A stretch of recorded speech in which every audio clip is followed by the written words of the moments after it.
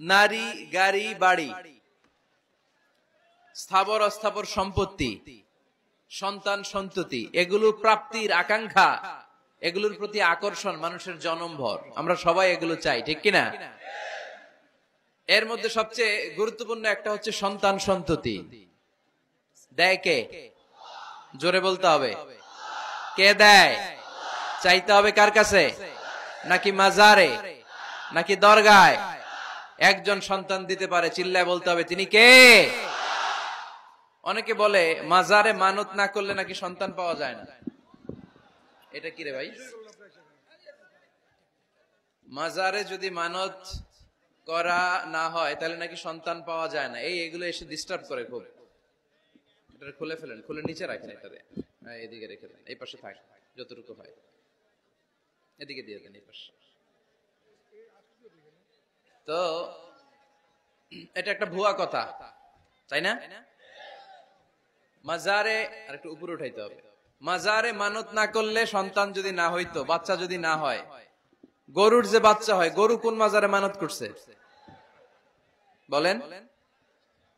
মাজারের বিরুদ্ধে আমাদের অবস্থান নয়। মাজার হচ্ছে মাকানু জিয়ারা, যেখানে মানুষ জিয়ারত করে, ভিজিটিং প্লেস।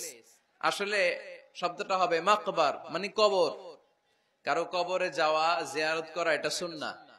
কবর দেখলে আমরা সালাম দেই, ঠিক কিনা? এটা সুন্নাহ।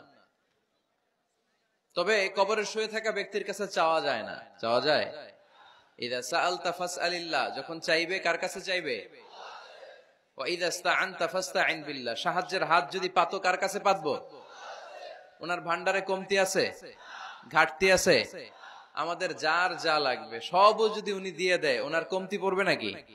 সুবহানাল্লাহ পড়েন। এজন্য মাজারে মানত না করলে সন্তান পাওয়া যায় না, এটা ভুয়া কথা, তাই না? তাহলে ছাগলের বাচ্চা হয় কেমনে? গরুর বাচ্চা হয় কি করে? এরা তো কোথাও মানত করে না। তাহলে বুঝা গেল সন্তান দেয়ার মালিক কে? এটা অনেক বড় নেয়ামত। আমরা অনেক সময় বুঝি না, আমরা অনেক সময় খেয়াল করি না। এটা অনেক বড় নেয়ামত। যার সন্তান নাই সে জানে সন্তান না থাকার কি জ্বালা। এরকম নিঃসন্তান কিছু ভাইয়েরা আমাদের এলাকায় আছে না নাই? আছে। তারাই জানে কি জ্বালা। তো এই সন্তানকে কোরআন কোথাও বলেছে জিনা, সৌন্দর্য, কোথাও কি বলেছে? উত্তর দিতে হবে। কোথাও কি বলেছে? জিনা। আল মাল ওয়াল বানুনা জিনাতুল হায়াতিদ দুনিয়া। সন্তান আর সম্পদ এটা দুনিয়ার জীবনের সৌন্দর্য। ছোট ছেলে মেয়েরা, সোনামণিরা না থাকলে পৃথিবীতে কোনো সৌন্দর্য থাকতো? স্বামী স্ত্রীর ভালোবাসা